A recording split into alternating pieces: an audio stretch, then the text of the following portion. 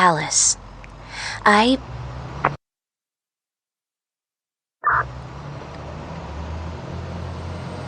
want to start by saying, oh shit. Sorry, someone cut me off. Anyway, I want to start by saying that this is not a story. It's a road trip. Which, same difference. In a good one, the start is exciting and the finish is satisfying and we end up somewhere else. Somewhere a long way from where we started. I don't know where this trip started, what counts as the first moment. But for lack of a better answer, I'll start with this. I'll start with the omelet.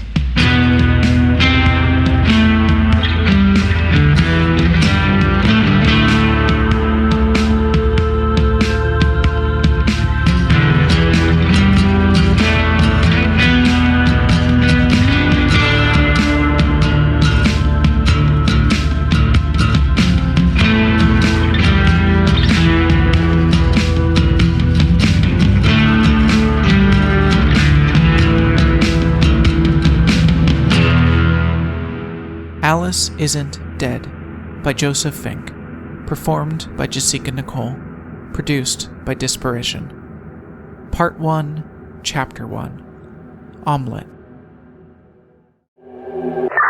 I was sitting at a gas station. Or not a gas station, a diner that was in a gas station. The diner part of the gas station. I was in that. It was somewhere near Spokane, I think.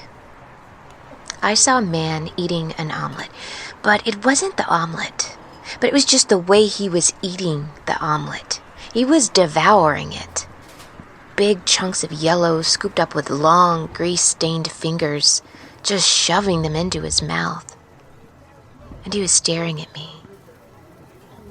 He was wearing a yellow hat, like a baseball hat. His fingernails were yellow too, not cigarette yellow or nail polish yellow. Translucent yellow, just below the surface. Polo shirt. Dirty. Filthy. Dirtier than you think a restaurant would allow someone to wear. Would serve. Just the word thistle on the right breast. No logo. And he was moving that omelet from plate to mouth like it had nothing to do with eating. Like he was just a machine that's function was to do that. And he was staring at me. No, he was eyeing me. No. Staring. People say that bad experiences are like nightmares. This wasn't a nightmare. What I remember most about it was how real it was. Even as it happened, I noticed that the most, how real it was, how I couldn't escape that reality, how I would never be able to convince myself I remembered any part of it incorrectly. Alice,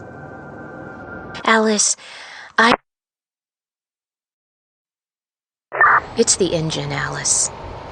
The sound of it. The noise of a truck this size. The height. It's the height. None of us are used to being this height anymore. Once upon a time, we rode horses. I mean, you know what I mean. I've never even seen a horse up close. It's the height.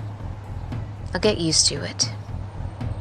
There's this tower in the distance, coming out of the hillside. Looks like it's part of a factory, but just coming right out of the earth. Creepy.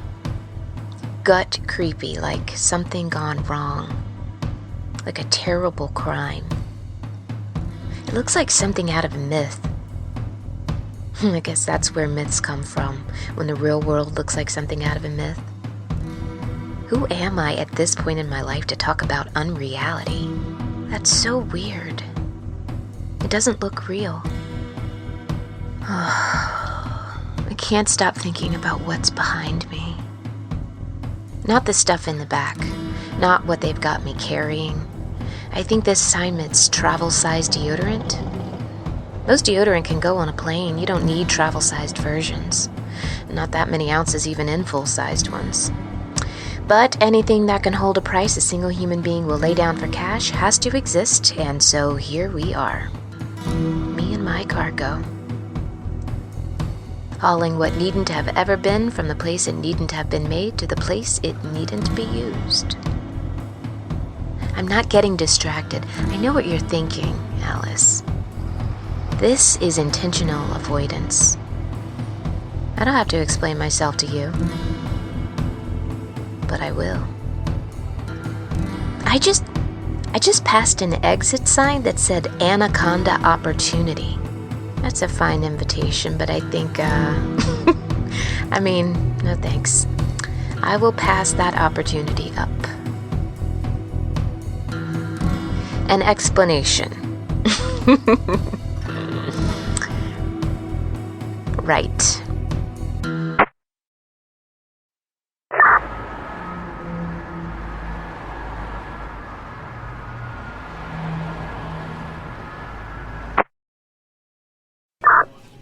Big chunks of eggs. Chewing them. Devouring them. He saw me staring back. Now we were staring at each other. Something electric and monstrous there in the diner between us. The face of death in styrofoam ceiling tiles and sagging pleather booths. He got up and approached my table. His clothes were filthy. He walked like his legs weren't muscle and bone, but just sacks of meat attached to his torso. He sat across from me and he licked his lips. When he spoke, his voice sounded like the accidental hollowing of the wind. "It's a fine evening," he said. "Doesn't look much like rain." Egg crusted his lips and his chin. His teeth were an impossibility of spacing and angle. Nothing about his tone matched the words he was saying. At first, I didn't say anything. I thought if I was quiet, he would go away, but that only works with people who aren't already in it to bother you, who haven't already made up their minds to be awful. "Hope you don't mind if I join you," he said. Not a question or a request, but a joke. "I actually was hoping to eat alone," I said. "Good people deserve good things," he said. I didn't know what to say to that. He scratched his cheek, scratched it really hard, and I swear that some of it peeled away under his fingers. "It's dangerous out here," he said. "Out where?" I said. "This state? This country? Life is dangerous. Did you come over here to explain death to me?" He laughed. "Yes," he said. "I came over to explain death to you." He leaned in close. His breath was rotten, not bad, but like fruit turning to soil. "Want to see something funny?" he asked. He got up. "Thistle," his shirt said. His face was slack and not quite arranged right. Like human, but not. He walked over to a table where there was this man, a truck driver probably. He looked like a truck driver. What does a truck driver look like? "Hey, Earl," the Thistle man said. "Huh?" said Earl, looking up. He seemed just as unhappy as me to be disturbed, but then the Thistle man grabbed him by the back of his neck and Earl's face went vacant. The Thistle man picked Earl up by the neck and Earl walked with him. He looked asleep almost, or like some part of him wasn't there anymore. Neither Earl nor the Thistle man paid their checks. No one did anything. No one looked. But it was...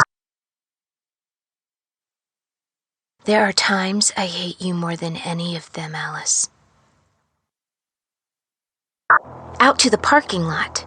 He was waiting for me. It was what he did next. First the mountains, then these canyons winding around themselves. Haven't seen a house in an hour. It's getting dark now. The clock says the same things as it did when I started this morning, but it's the other hemisphere of the day. We talk a lot as a species about the night sky. It's one of those subjects that come up more often than, say, the social structure of bees. That's just an example. Which is interesting because the social structure of bees is something. It is an active object that can be looked at. And so much of the night sky is nothing at all. It is an empty box. And, like all emptiness, it is a mirror. Or don't listen to me. I'm just a lady driving deodorant from one place that doesn't need it to another. I only say because, well, if you could see what I'm seeing, you'd understand. The night sky is something striking right now against the dark silhouettes of the trees. It's beautiful. So much that I've seen is beautiful, more than you would think, even the worst things. And isn't it funny that the trees blot out the sky? Physical objects as shadows against the void. We are nothing if not absurd. We are nothing. He was waiting for me in the parking lot. He was holding Earl now. Earl seemed to be awake again, but the thistle man was holding him too tightly for him to move. The outside lights in the gas station weren't working anymore. The two men were shadows against the harsh light of the diner windows. People eating waffles and sausages and shit. The embrace was almost tender, but there was nothing tender about the man with the yellow fingernails. His grip was strong, and the truck driver couldn't move, couldn't shout. They both stared at me. Earl's eyes were wide, struggling with the vision of the future without him in it. The man with the yellow nails, his eyes were flat, like a bad painting of a face. They both stared at me, and then the man with the yellow nails, he took a bite out of Earl, tore out a chunk of flesh right at the artery in his left armpit, and Earl began to bleed. He didn't move, but only whimpered a little. Tears started falling from his staring eyes, but he didn't move. And the other thing, whatever it was not a man, dug his fingers into the wound and pulled out bits of Earl the way he had picked up the egg, with the same flat movement, the nothing demeanor. This was not a meal. This was not something that he had to do in order to survive. It was a demonstration. The thistle man, he wanted me to know. And Jesus, right then I knew. I ran back to the truck, of course. I locked the doors, of course. Of course, I pulled out of the parking lot as fast as a truck that size will go, which is not fast enough in a situation like that, of course. Of course I cried, Alice. Of course I did. Behind me in the mirror, I could still see the two figures. I could see the distant shadow of Earl dying without a friendly face in sight. The only person who could help him driving herself away to safety. And just the company of a monster to accompany him in his dissipation. I couldn't see details anymore. Those were in my memory. Flat and grassy, I think. It's dark now and the darkness is vast here. It really has a depth to it. Keeps going. I didn't think that dark could have a bottom until I saw a dark that didn't. I've seen the thistle man again. I've seen him again and again behind the bathrooms at rest stops, in the snack aisle at gas stations, sitting alone at the biggest booths of the smallest roadside bars, places with one kind of beer on the menu and video poker in the bathroom by the toilet. Something brutal and clumsy in his movements, like he doesn't understand how any of him works. And sharp teeth. Not sharp enough to be fangs, but not human either. And yellow fingernails. Not cigarette yellow, but translucent yellow, just below the surface. He hasn't talked to me again, but I've been seeing him, and he knows it. He wants me to know he's following me. I don't know who this... I won't say man. He isn't a man. I don't know what he is. Do you know, Alice? Is this why you left? Or was it something else?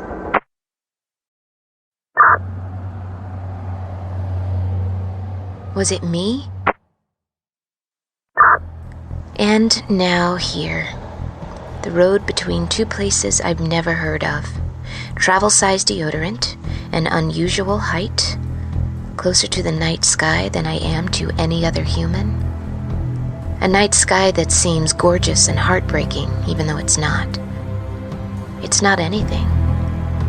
It just isn't. Where are you, Alice? Why can't I find you? I'll keep driving this truck. I'll keep wandering this country. I'm going to find you. I will. Hopefully I'll do it before the Thistle Man finds me. Every time I look behind, I worry that the headlights I see are him, and his strange, dirty hands are on the wheel, pointing them at me, going faster and faster. This better be worth it, Alice. Nothing ever could be.